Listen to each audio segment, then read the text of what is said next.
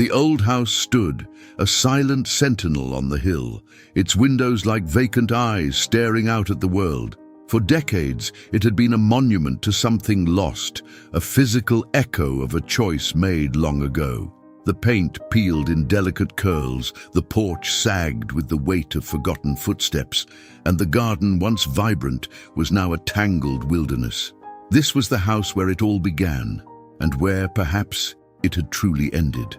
Elias, a man whose hair was now more silver than sand, stood before it, a hand resting on the rusted gate. The scent of damp earth and decaying leaves filled the air, a fragrance that transported him back to a summer evening almost 50 years ago. He could almost hear the laughter, the shouts, the familiar melody of a piano drifting from within. But those sounds were phantoms now, ghosts of a life that had fractured into two distinct paths, all because of a single, fateful decision. He remembered the exact moment, the way the light fell through the large bay window, illuminating dust motes dancing in the air, the way his mother's voice had cracked as she spoke the words that would irrevocably alter their future. That evening, the air had been thick with unspoken tension, a suffocating blanket woven from years of simmering resentment. Elias, then a spirited young man of 22, had just returned from a year abroad, filled with grand ideas and a restless energy.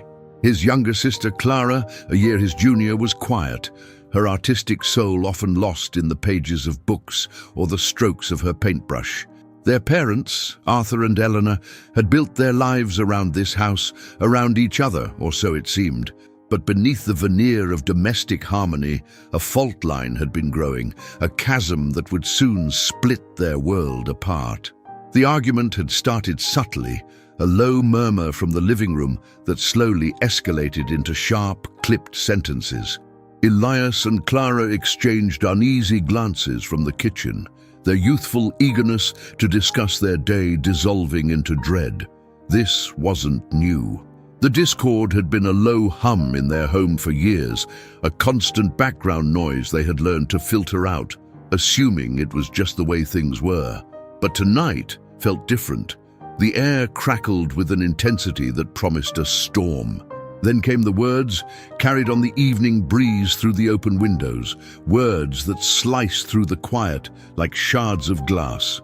Eleanor, her voice trembling with a mixture of anger and despair, had declared her intention to leave Arthur, not just for a few days, not a temporary separation, but a complete and final departure.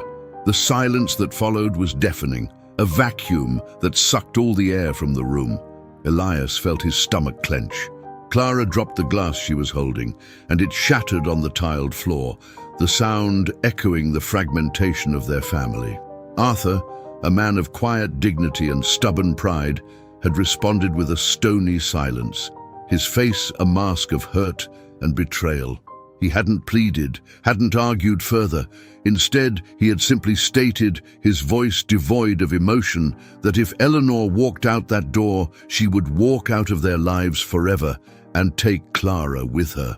He gave them a choice, a terrible, impossible choice: stay with him in the house or leave with Eleanor. Elias remembered the cold dread that settled in his chest, the feeling of being torn in two. Eleanor, her eyes brimming with tears, had looked at her children, her gaze pleading, desperate. Clara, ever sensitive, had instinctively moved towards her mother, her small hand reaching out. Elias, however, hesitated. His mind raced, replaying years of memories in that house, memories of his father teaching him to fix the leaky faucet, of countless chess games, of shared laughter in the garden. He saw the pride in Arthur's eyes during his school plays, the quiet support that was always there, even if unspoken. He saw the unspoken expectations, the weight of loyalty. The decision was not made lightly nor quickly. The air in the house grew heavy with the weight of their silence, the seconds stretching into an eternity. Eleanor, seeing Elias's internal struggle, had whispered, "Elias, please." But Arthur's gaze, though not unkind, held a silent challenge, a plea for his son to remain. Then Clara, her voice barely a whisper, had said, "I'm going with Mama." Her decision, simple and resolute, had been the catalyst. Elias watched as his mother and sister, their shoulders slumped but their resolve firm, walked out of the house, their footsteps fading into the twilight. He saw the small, worn suitcase Clara carried, the one with the faded floral pattern. He saw the way Eleanor clutched her purse, her knuckles white. He saw them disappear around the bend in the road, and with them, a piece of his own soul. Elias had stayed. He had watched them go, a silent observer to the shattering of his family. He had chosen his father, chosen the familiar walls of the house, chosen a path of silence and unspoken grief. Arthur had never spoken of Eleanor or Clara again. It was as if they had simply ceased to exist, erased from the family narrative. Elias, in turn, had learned to mimic his father's silence, burying his sorrow deep within. The house, once a home filled with music and laughter, became a mausoleum of unspoken words, a monument to a burned bridge. Years passed. Elias finished college, took over Arthur's small carpentry business, and settled into a routine life. He married Sarah, a kind woman who brought a gentle warmth into the quiet house. They had 2 children, a son, David, and a daughter, Emily. Elias was a good father, devoted and present, but there was always a shadow, a quiet melancholy that Sarah often noticed but never fully understood. He never spoke of his mother or sister. The topic was a forbidden territory, a wound that refused to heal. Arthur, though he lived to see his grandchildren, remained a distant figure. He never softened, never spoke of the past. His silence was a fortress, impenetrable and unyielding. When he passed away peacefully in his sleep, the house felt even emptier, if that were possible. Elias inherited it, along with the lingering echoes of what was and what could have been. Clara, on the other side of the burned bridge, had her own story. She and Eleanor moved to a small town several states away, starting anew with very little. Eleanor found work as a seamstress, her nimble fingers creating beautiful garments.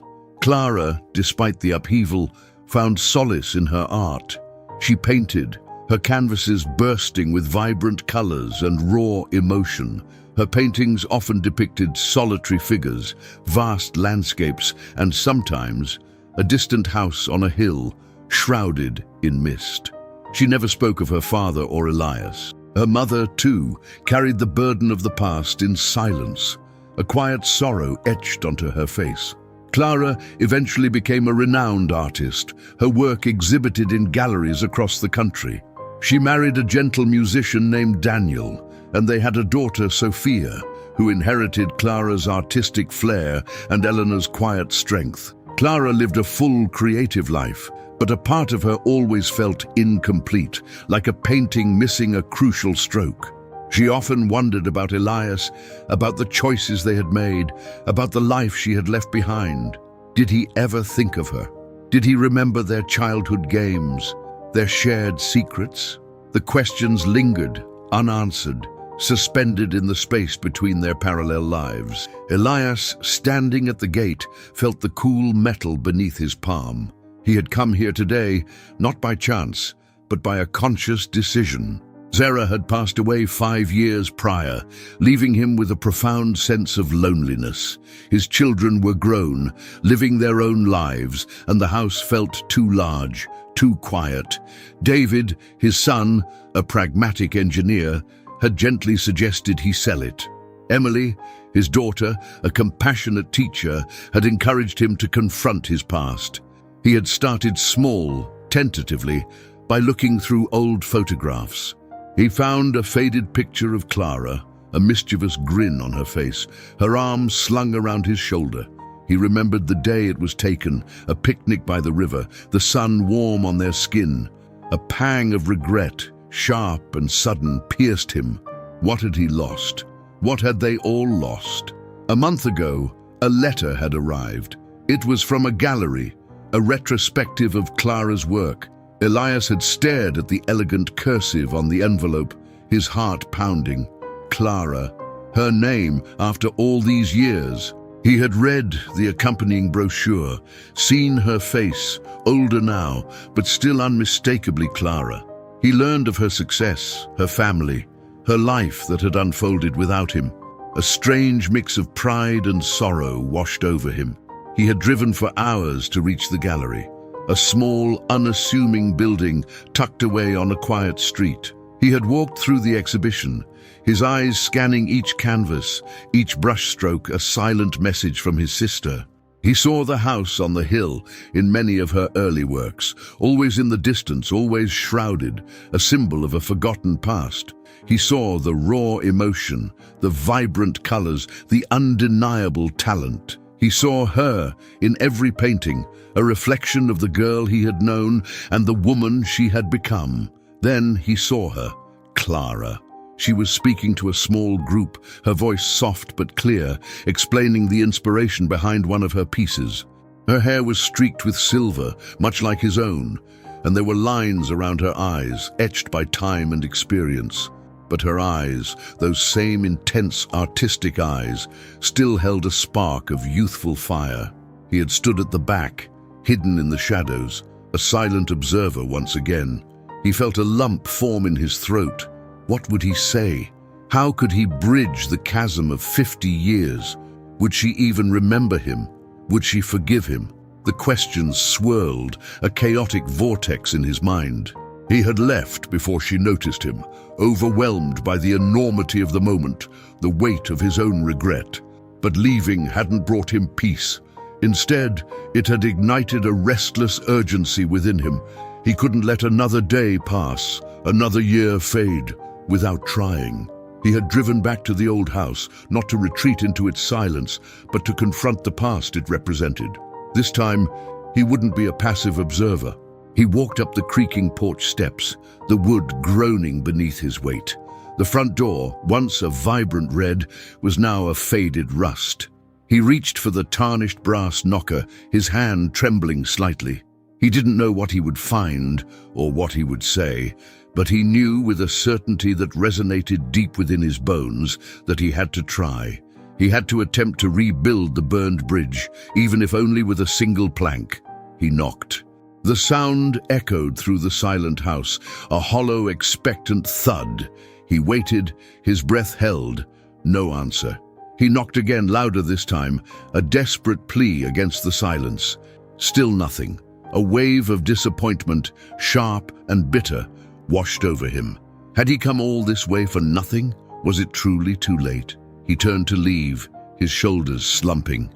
As he descended the steps, he noticed a small, intricately carved wooden box tucked away on the porch swing, half hidden by a tattered cushion. It was old, weathered, but familiar. He picked it up, his fingers tracing the familiar patterns. It was the box he had carved for Clara when she was 10, a secret place for her treasures. He had thought it long lost, forgotten. Inside, nestled amongst dried lavender, was a single, yellowed photograph. It was of him and Clara, children again, their faces beaming, standing in front of this very house.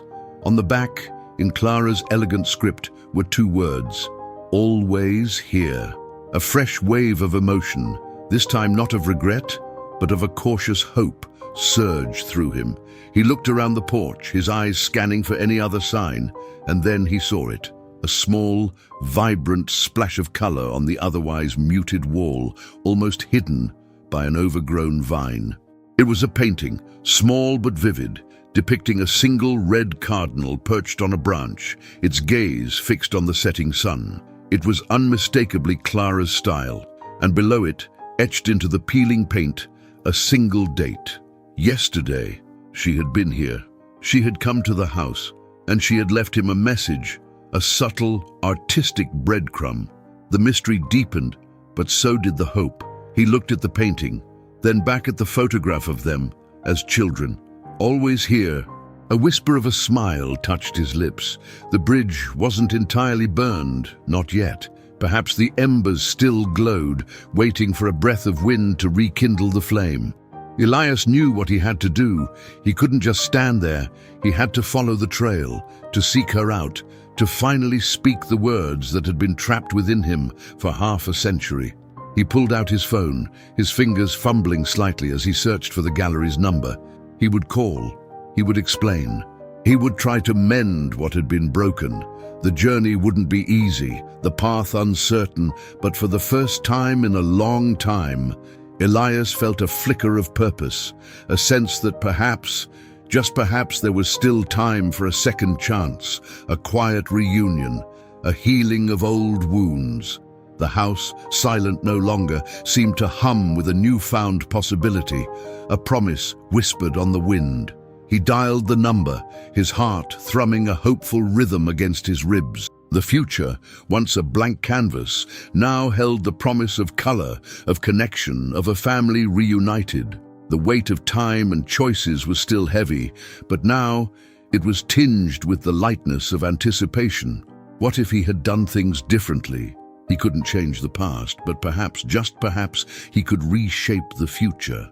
If this story resonated with you, if it made you reflect on your own choices and the bridges you've built or burned, then subscribe to Pure Emotion, Life After 50. Hit that notification bell so you don't miss our next story, designed to touch your heart and stir your soul. Share your thoughts in the comments below. Have you ever faced a decision that changed everything? Is there still time for you to mend a broken connection? We believe it's never too late to reflect, to heal, or to understand your own journey. Join our community and let's explore these profound human experiences together. The phone rang once, twice, a third time, each ring echoing the beat of Elias's anxious heart. A polite, professional voice answered, "The Canvas and Clay Gallery. How may I help you?" "Yes, hello. My name is Elias Thorne. I saw one of your recent acquisitions, a painting by a new artist, I believe, a Ms. Clara." His voice wavered slightly on her name, a name he hadn't spoken aloud in decades. "Ah, yes, Ms. Clara. Her work has been quite popular. Our inaugural exhibition for her pieces just concluded this evening." Elias's stomach dropped. Concluded? Already? A cold dread seeped into him. Had he been too late again? "Yes, sir, but don't worry. We're planning a larger showcase for her in the autumn. Her pieces sold remarkably well. She's quite talented." The gallery assistant's cheerful tone was a stark contrast to the sudden plummet of Elias's hopes. "Sold all of them?" he asked, his voice barely a whisper. "Almost all. There are a few still available for private viewing by appointment, but the main collection has been acquired. Are you interested in purchasing one, Mr. Thorne?" He hesitated. "No, not exactly. I'm an old acquaintance of Miss Clara. I was hoping to get in touch with her. Would it be possible to leave a message, or perhaps get her contact information?" A slight pause on the other end. "I'm afraid we can't give out artist contact details, sir. It's against our policy. But I can certainly pass on a message. What would you like to say?" Elias closed his eyes, a familiar knot tightening in his chest. What would he say? 50 years of silence, of unspoken words, of regret. How could he distill that into a message for a gallery assistant? Just tell her Elias Thorne called. Tell her I saw her painting, and that I'd like to talk. Elias Thorne, got it. And you saw her painting, and you'd like to talk. Anything else? The assistant sounded like she was typing. "No, that's all. Thank you." Elias hung up, the weight of the phone feeling impossibly heavy in his hand. He had done it. He had taken the first step, but the outcome was entirely out of his control now. He had cast his message into the void, hoping it would find its way to her. He walked back to the living room, the photograph of young Clara and him still clutched in his hand. He looked at the empty space on the wall where the painting had hung, a ghost of color now. The silence of the house, which had once felt like a comforting blanket, now felt oppressive, amplifying his uncertainty. He spent the next few days in a state of suspended animation, every ring of the phone sending a jolt through him, every email notification a false alarm. He replayed the conversation with the gallery, dissecting each word, wondering if he had said enough or too much. What if she didn't remember him? What if she did and wanted nothing to do with him? The possibilities, both hopeful and heartbreaking, swirled in his mind, making sleep elusive and meals tasteless. He tried to distract himself, tidying the house, reading old books, but his thoughts inevitably drifted back to Clara. He remembered her laugh, bright and clear like wind chimes. He remembered the way her eyes would crinkle at the corners when she was truly amused. He remembered the fierce determination in her gaze when she was working on a new piece of art, her brow furrowed in concentration. He had loved that determination, that passion, even as it had, in some unspoken way, intimidated him. He had been so focused on his own path, his own burgeoning career, that he had failed to truly see hers, to support it, to cherish it. The concept of second chances had always felt like a saccharine platitude, a Hollywood trope. But now he clung to it like a lifeline. He thought about the countless stories shared on pure emotion, life after 50, stories of individuals who had, against all odds, found love again, rebuilt relationships, or discovered new passions in their later years. He had always approached those stories with a detached, analytical interest, marveling at the human capacity for resilience. Now, he was living one. One afternoon, almost a week after his call to the gallery, his phone rang. It wasn't the gallery number, it was an unknown number, local. His heart leaped into his throat. He answered, his voice a little hoarse. "Hello? Elias?" The voice was softer than he remembered, a little deeper, but undeniably hers. "Clara." He froze, a wave of emotion washing over him, so powerful it almost knocked him off his feet. Relief, fear, regret, hope, all mingled into a potent cocktail. "Clara," he managed to say, his voice thick with unshed tears.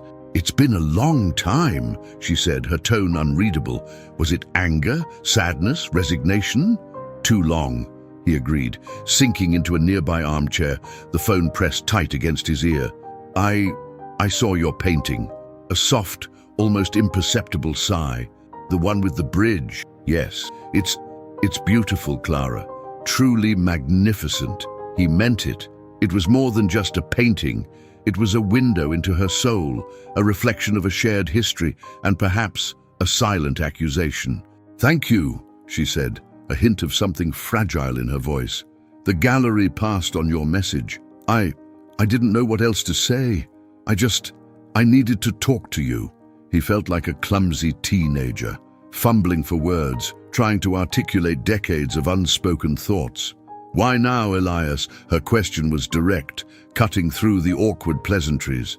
"After all these years, why now?" He took a deep breath, steeling himself. This was it, the moment of truth. Because I saw the painting and it hit me. It hit me how much I've missed you, how much I've regretted everything, the way things ended, my part in it."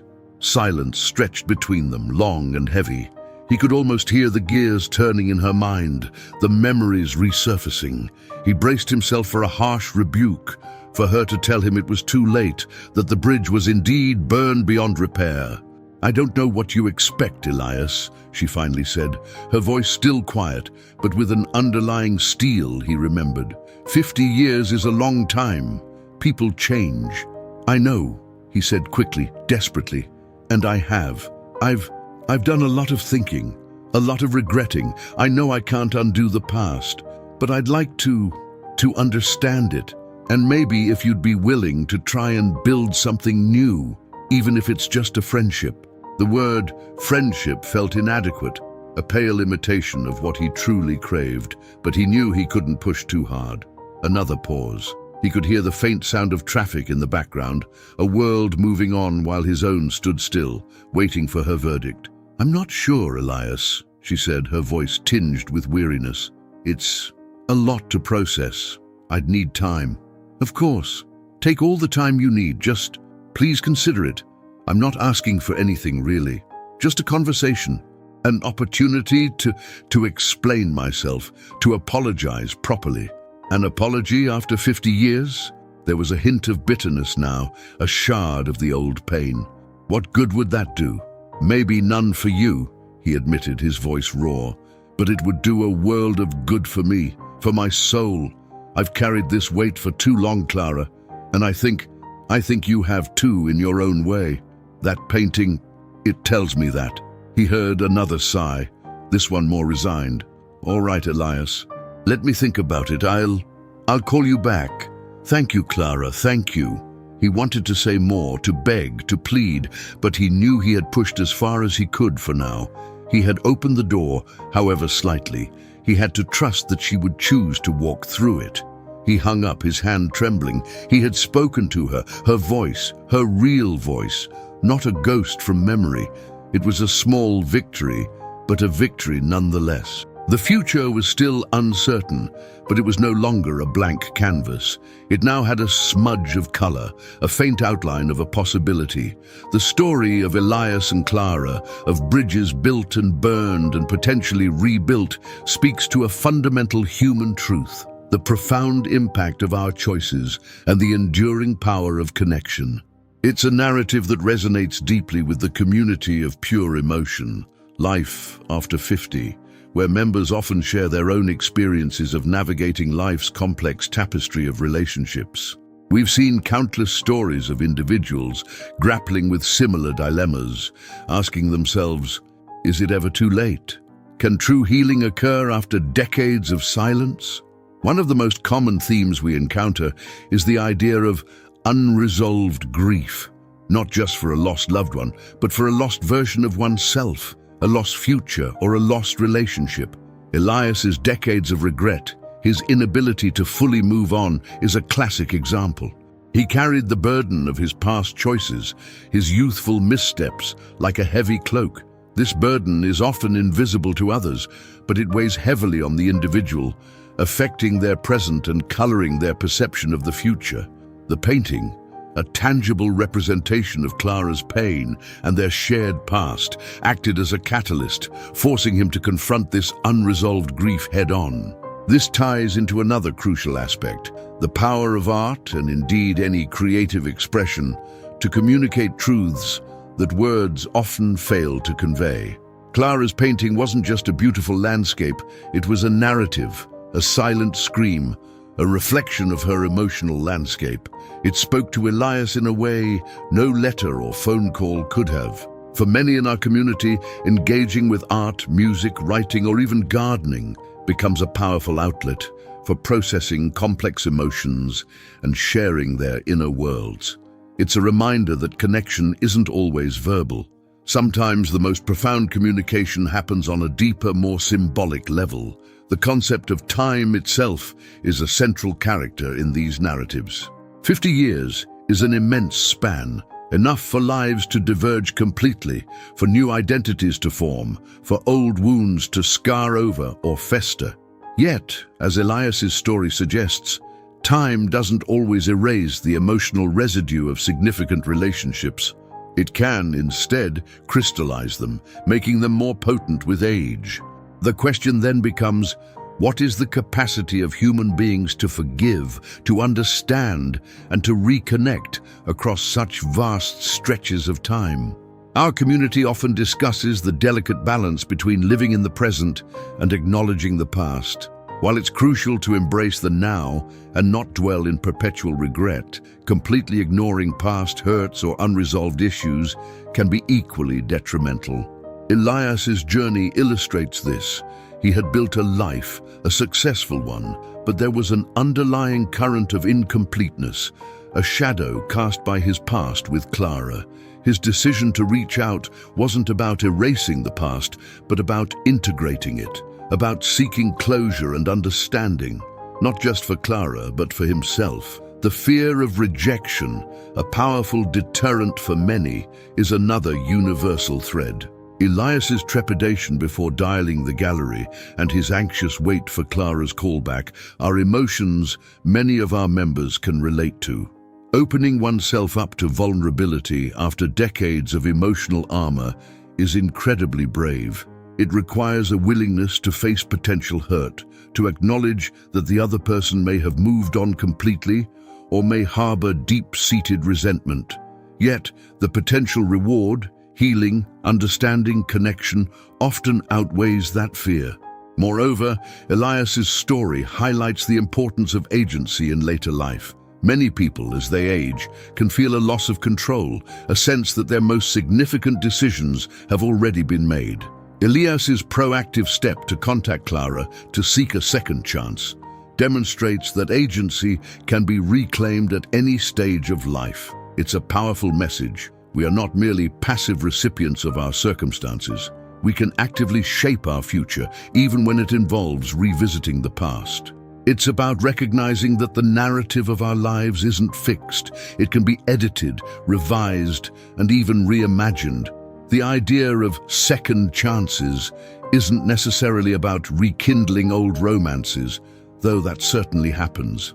More broadly, it's about the opportunity to achieve resolution, to offer or receive forgiveness, to understand a different perspective, or simply to acknowledge the profound impact another person had on one's life. For Elias, it was about acknowledging his responsibility, seeking to mend a broken bond, and perhaps finding a missing piece of himself. For Clara, her decision to call back, however hesitant, suggests her own need for understanding, for a narrative that includes her perspective, her pain, and her own journey of healing. The path ahead for Elias and Clara is far from clear. A single phone call doesn't erase 50 years of history. There will likely be difficult conversations, painful revelations, and perhaps moments of renewed hurt. But the very act of initiating contact, of crossing that emotional bridge, signifies a profound shift. It's a testament to the enduring human need for connection, for closure, and for the belief that even after decades, the embers of possibility can still glow, waiting for a breath of wind to rekindle the flame.